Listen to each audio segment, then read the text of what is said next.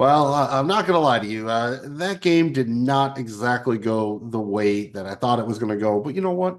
It really doesn't matter because you got the win. That's pretty much all we care about here on the Mafia Minute is getting those wins, enjoying them, and moving on to the next win because that's how we do it.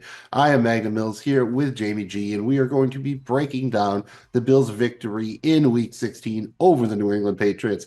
That's right. It's a victory. That's all that matters. And all that matters to us is that you're having fun checking out this episode of the Mafia Minute presented by Seize the Gap Fantasy Football. Thank you for checking out our show. You can find us wherever you get your pods and on YouTube. We're on social media at Seize the Gap FF and on the web at mafiaminute.com. Very simple and easy to remember, just like the flaps, FLAPS. Very crucial to our success. Follow, like, and please subscribe. If you had fun, please make sure you've hit the thumb. Jamie G, I know that must not have been a fun one to watch for you. I watched it with some other Bills fans, and definitely a little bit of apprehension and worrying in the first half there, especially, but you got the job done. How are you feeling coming off of the win? The ugly ones count just as much as the pretty ones. Yeah, the Bills did not play their best game. They definitely played down. There were some serious concerns. It wasn't the most fun I've had all season. But at the end of the day, they won a game. They found a way to win at home against a division opponent. And look, I did not expect, everyone was like thinking this was going to be a blowout. I did not expect this to be a blowout at all. The Patriots are going to come in there. They are really trying to, get as much exposure to Drake May as possible. This was going to be a big atmosphere. He's got to learn how to play there. He's got to learn how to play against a really good team. They looked at this as a golden opportunity for him, and you could tell the team was prepared and bought into that mentality. So for me, I had a feeling it was going to be that way. I'm glad we came out on the win. I thought there were some things that the team could really learn from with this, but I also thought there were some things they did really well. And the second half adjustments I think will come to play big time down the stretch. So, for me, feeling good. It's a win. I also think we're at the point in the season where we don't want to show a bunch of stuff on tape. I think we've got stuff that they're trying to, at one point in that game, I watched them run the same play 4 times in a row. The same one. It was a sweep to Ty Johnson. I know we were trying to run out the clock, and it worked. But I don't think they're really opening up the playbook for these next two games because they're division opponents. They're going to probably be close, ugly ones. And as long as that one seed's alive, we're going to do enough to win. But I expect them to kind of be somewhat reserved until we head into the playoffs. So I'm feeling good, Mills. It's a win. Bills are 12-3. I'll sign up for that any day of the week. If you told me in August, hey, the Bills were going to be 13-3 heading into Christmas, I'd say, thank you. That's a great Christmas present. Now let's win the Super Bowl, right? And they've got a chance to do everything they want to do, and then some. So pretty pumped, man. All right, that is good to hear. And we don't really have any Bills on parade, no news that's unrelated to the game as we're recording this on Monday, less than 24 hours after the game, basically. So, no surprise there. We're going to get right into our game review. And I know Jamie G just said that he didn't think that, the Bills were going to blow them out or anything, but we have your final score prediction in front of us here. And I believe that was Buffalo 38, New England 13. So, at least at one point, you did think that the Bills might be doing something here. That did not wind up being that close. I guess you weren't that far off on the New England points. Final 24-21 there. So, again, all that matters is that we won. Just not as big as the 25-point win you were hoping for here. And didn't quite get to the big numbers there for all the people in their fantasy playoffs or whatnot, but we're not really concerned with those. What we are concerned about is the injuries. Unfortunately, it was sounded like going into the game that the Bills might get a little bit healthier, but they still had to play without the majority of their starting secondary. Players who did not play in Week 16 included safety Taylor Rapp, still dealing with that neck shoulder injury, safety Damar Hamlin with the ribs issue, cornerback Rasul Douglas with a knee issue, Matt Milano on the injury report with a groin right now, and Curtis Samuel wound up missing with a shoulder. As far as in-game injuries, nothing too terrible, but you got to be careful here. Terrell Bernard and Taron Johnson both left to get checked for concussions. They did return. Josh Allen had a thing here. It was the one thing you could argue was news, but it's very injury related. It comes out probably not a surprise here that he's been playing with a broken hand since week one. And then during the game, he had a problem with his right hand, with his throwing hand going numb. Luckily, it just looks like he got hit on the elbow, lost some feeling in there for a couple of minutes. It went numb, but wound up missing no plays. So not too much to worry about there. The major worry is probably with linebacker Balen Spector. He's the only player that left the game for the Bills that did not return. He previously had been out with a right calf injury. He re-aggravated that, but also mentioned that now he's having a problem with his left calf. Does not really sound that great here. This forced Dorian Williams into a bigger role than they had expected to need him for the last week. Maybe he goes back on IR. Not too sure here. Jamie G, impressions on the injury report here. Do you think they're going to push any of these members of the secondary to get back next week, or are they going to go ahead, just make sure that they are as healthy as possible when the playoffs roll around? I think they're going to make sure they're as healthy as possible when the playoffs roll around. And I think when you look at it, you look at those guys, right? Hamlin, Douglas, these are all homegrown guys. I know they traded for Douglas and they signed Rapp, but these are all guys, Hamlin they developed, Milano they developed. These are guys that the guys behind them are getting really valuable work right now. I thought Cam Lewis has played two really good games, filling in at safety, came up with the big interception against New England, made a couple of big hits in both games. I thought he's been playing well. And you look at Cole Bishop, they took him in the second round.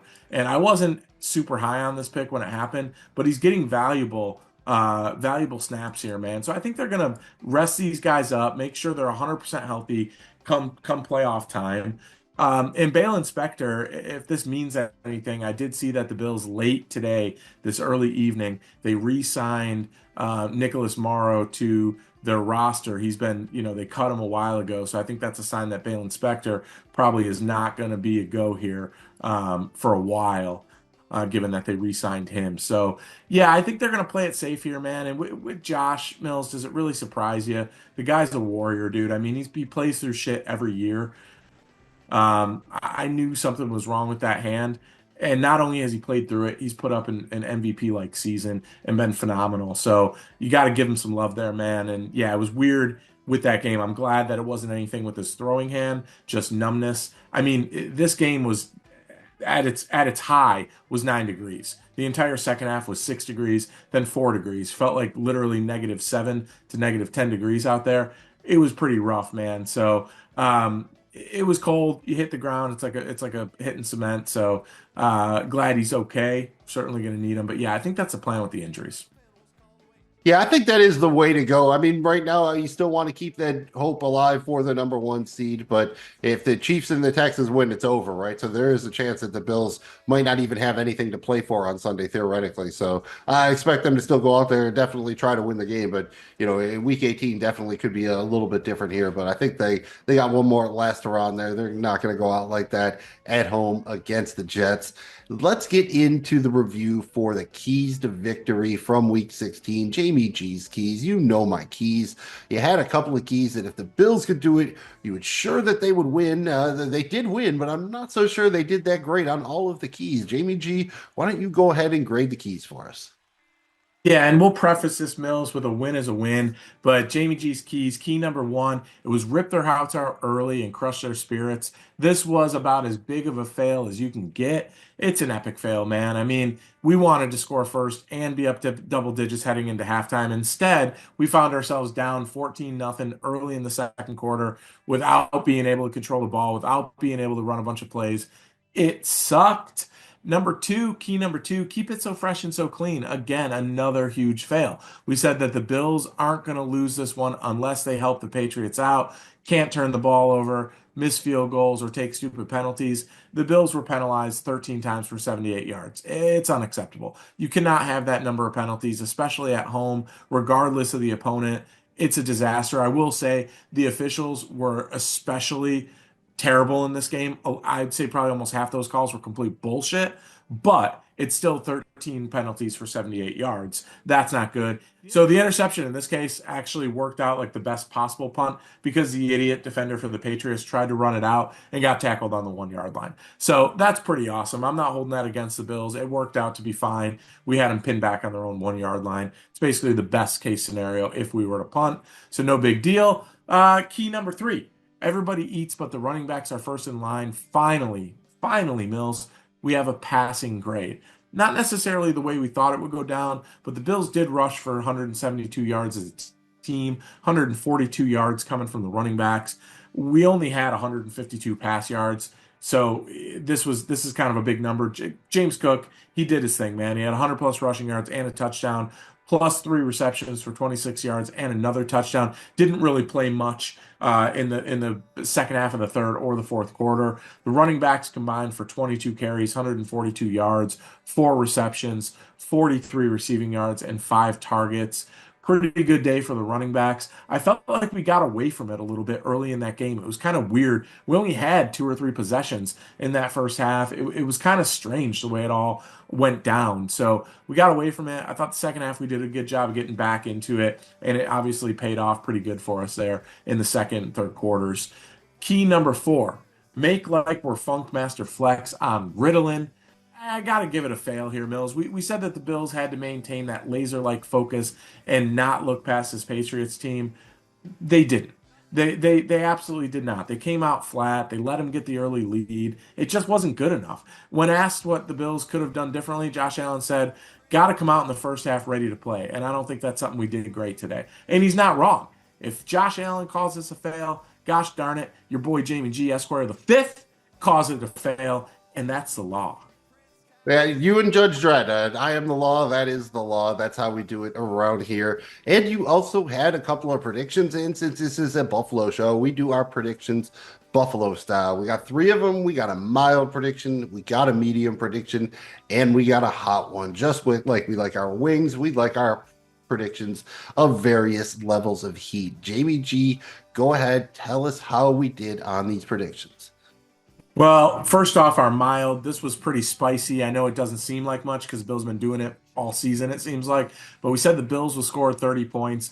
This one hurts, man. They had 24, and honestly, I think if they didn't secure the game and just take a knee, I think they probably would have got there. They didn't. They only scored 24 points, so this is a fail. We did not get to nine in a row. We could have been the first team in NFL history to get nine games in a row with 30 plus points. Right now, we're tied for the most in NFL history with like three or four other teams with eight. That's fine, but we could have been alone on the top of the mountain with nine. I hate that we didn't.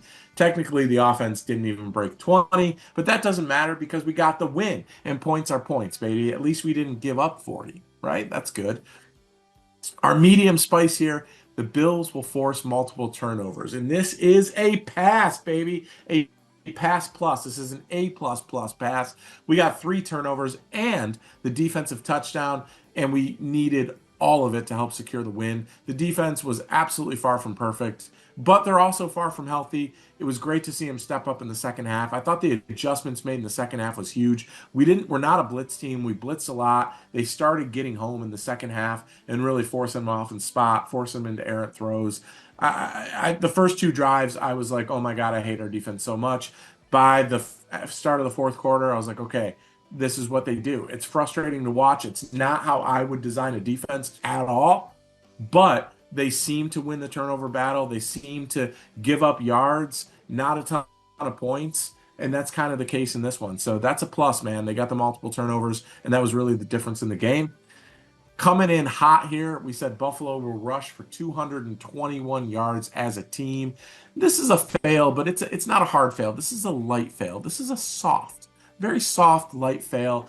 A true A for effort performance, Mills. We had 172 rushing yards on only 28 attempts. That's a robust 6.1 yards per carry. Nothing to complain about there. The only negative game script, really the game script here prevented this from happening. One more solid drive and we would have been right at about 221. It's just a matter of we didn't possess the ball enough to really get there. So I'm giving it a light fail, but it is technically a fail. So Mills, 1 out of 2. It's not good, but it was enough to win, so that's all that matters. When again, the A for effort, the D for diploma, it all counts the same at the end of the year. You won't really remember that. You'll just remember that it got you into the playoffs because that's what we care about. Before we get into the awards for the game, anything else in particular we haven't touched on that you'd like to mention?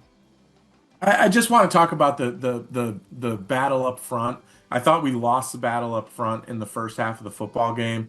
Particularly on the defensive line, I thought we won the battle the second half and really set the tone on the line of scrimmage. And honestly, when this team is having a moment and can't get anything going, they need to roll up their sleeves and go gut check time, homie, and run the football. And they did that, and that was really the difference in the game to get this offense going. When teams are playing us a certain way and we don't get, we're not getting stuff going in the passing game, and it's 9 degrees or 6 degrees or whatever it is, you got to be able to run the football. And I think the one thing that I've known all season, but it's really shown up here, is that we have three outstanding running backs, all with varying skill levels and all do things really well and can be used in different positions. I think that's going to be really important come playoff time. It's how we use those three guys.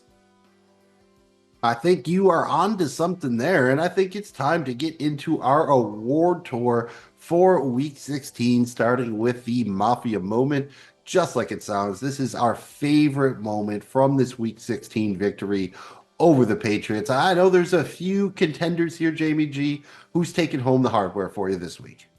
It's got to be the big run from James Cook. Look, it was absolutely electric. The vision, the ability to let it set up. I thought like James Cook first 2 seasons, he was good, but he was so quick to the hole. He had the vision, but he didn't have the patience. His patience coupled with his vision, coupled with his ability to cut and hit it and go, and that balance, man, is just outstanding. It makes him a top back in the NFL and such a dangerous weapon. Showed it in the passing game, showed it in the big run. The big run was absolutely outstanding. It opened this game up. We needed it so much. It came at a time where we're like, dude, we're down 14 nothing. We have to score here. Fans were out of the game. It was bad. Definitely the Mafia moment, man. Hell of a run out of Cook. Great block up, but he let the blocks happen. His patience is really, you're seeing his maturity here in year three.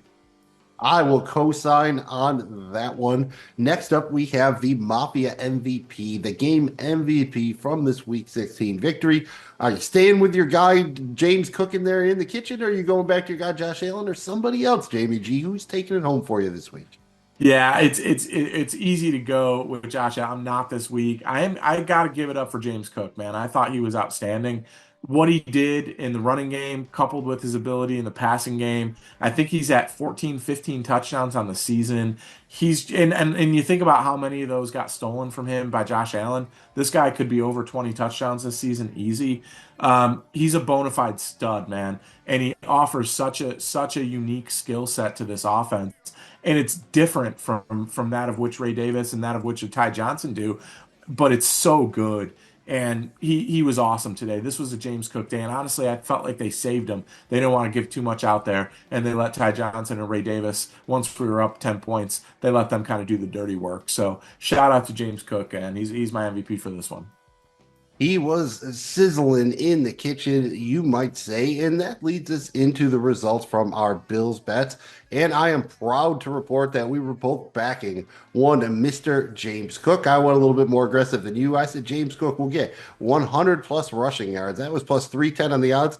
Jamie G got 100 right on the number. I am not going to complain. You do kind of say it, when it's only 99, you would complain about it forever. You never really have to hear anyone admit, like, yeah, I got lucky. I hit it right on the number. I got lucky. I hit it right on the number. But if you put 100 Bills bucks on that, you got 410 back. So I am not complaining. You were not quite as aggressive. You just took the natural over here. James Cook over 64 and a half rushing yards. That was minus 115. You hit that bad boy. So you turned your 100 Bills bucks into about 187. Not too shabby for an afternoon of work. We also had a tripod, a three-leg single game parlay for this one. We hit number one because we were on James Cook. We had James Cook 80 plus rushing yards. Got there. That was plus 150. Unfortunately, we missed on Khalil Shakir, 50 plus receiving yards. Nobody really did much of note in the Bills passing game. And we had Josh Allen, anytime touchdown scorer. He did not punch one in this week, just had the one passing touchdown. And that was pretty much it. But the Bills still won, so we are happy and we are still profitable overall. We're still up 611 Bills bucks on the season. JBG, you're now in the lead. You're up about 374 Bills bucks. We're up 325 on our tripods, and I am down $88, but I was down a lot more than that a minute ago, so I'm about to be in the green next week. Happy to report that. And I'm happy to report we did pretty well over on DraftKings last week. Every week we do our draft Joshes, our DraftKings picks for the Bills showdown. We said, yeah, you probably want to go with Josh Allen, a captain, your smaller stuff as usual. That didn't really work this week, but we also said, you know what else you can do? You can go with James Cook, a captain, or maybe the Bills DST. Either one of those things would have gotten you into the proverbial business. In fact, the Bills DSD was probably the best value play you could have on that side. We said, hey, you could maybe go with Ray Davis, didn't do a ton for you. Same thing with Kincaid, didn't really get a lot done for you there. If you were going to go with the cheapie at tight end, Knox was probably the way. On the other side of the ball, the best play wound up being Kayshon Boutte for the Patriots. He did have that nice touchdown there, 5 grabs for 95 yards and a touchdown. So doing pretty good on DK, better than Demario Douglas or Antonio Gibson, who we were backing. And we said again, if you're going with Josh Allen, a captain, you could play him with Cook, maybe mix in Davis on the other side or Gibson, something like that. That wasn't the answer because you wanted James Cook in there at captain. We did have that as our tournament suggestion, but we had him in the flex with Josh Allen and Amari Cooper. That didn't work out so well. Did throw Ramondre Stevenson in there. Not a bad play on the Patriots side, just not as good as Boutte. So if you had James Cook at captain, you probably made some bucks last week. So good for you. You had to have him in there. And the final order of business is our Mafia Mannequin. If you've ever seen the movie Major League, we're doing a similar thing here. In that movie, they started out with a clothed mannequin, and every time they won a game, they removed an article of clothing. Here, we're doing it in the reverse. We started out with basically a naked mannequin. Every time they win a game, every time the Bills win, we put something new on the mannequin. We give him a new accessory. We do something. He started out pretty much naked at Tailgate Village. Now he is styling. He's got some beer. He's got some Labatt Zubaz beer. He's got a pet ocelot named Babu. He's got a grill. He's got a table. He's ready to eat. He's got a Fred Jackson jersey, a diamond chain, some Josh Allen money socks, a Zubaz cape. He has a Zubaz cape, a chicken wing hat, some aviator shades, and very, very importantly, a Ryan Fitzmagic beard. Literally the beard of Ryan Fitzmagic. So he's looking stylish, but we get to give him something else now. Jamie G, what should the mannequin get after this Week 16 victory? Hey man, it's the time of the year where you're drinking a lot to stay warm. We got him that grill. That thing's got a nice fire on it. He's grilling stuff up. We got to get him some food, and I can't think of anything better than a plate of beautiful, saucy wings. I'm gonna say let's go medium heat level on that so we can enjoy them. Crushing them with some Labatt Blues, man. That is good eating on a Sunday right there, brother. You're making me hungry just talking about that. So let's not do that. It's not the right time of night for chicken wings, although anytime is usually the right time of night for chicken wings. I just won't think that when I wake up at 4 in the morning or what have you. So it's going to have to be an interesting week here because we have the holiday and then we have the Jets. But by the time that game happens, the Bills' playoff future might be decided based on what happens during the Christmas days. So make sure you're checking that out so you know what you're rooting for. And we will be back next week to preview the Jets game, no matter what, clinched or not. We will be here bright and early, rise and shine, all of that good stuff, getting it done in Week 17, only 2 weeks left in the regular season. And then it's Jim Mora's favorite time of the year. Thanks again for checking out the Mafia Minute presented by CZF Fantasy Football. You can find all our stuff wherever you get your pods and on YouTube. Find us on social media at CZFFF and on the web at MafiaMinute.com. Very simple and easy to remember, just like the flaps, FLAPS. Follow, like, and please subscribe. If you had fun, please remember to hit the thumb. I'm Magnum Mills here with Jamie G, who is the captain of this thing. So he's going to send us off on a high note. Get you ready for that holiday. Happy Merry Christmas, Festival, New Year's, y'all. We will see you for the game preview. Jamie G, take us out on a high note. Bills Mafia, do not worry. We're 12-3 heading into the stretch here. This is a team that's dangerous. We got a lot of things we can do, both offensively and defensively. Let's take these next 2 weeks to win, stay healthy, and get it right, baby. Heading into the playoffs. Can't wait to be here with you every step of the way. Enjoy this one. We got one more game at home. I want to see them go undefeated at home. We got a chance to do it this Sunday in Orchard Park, baby. Be loud, be proud, be crazy. Go Bills. Enjoy the holidays, man. Merry Christmas to you. Happy holidays. Enjoy it with your loved ones and family. Hopefully, there's plenty of Bills merch under the tree this year. And we'll see you next time right here on the Mafia Minute. Go Bills.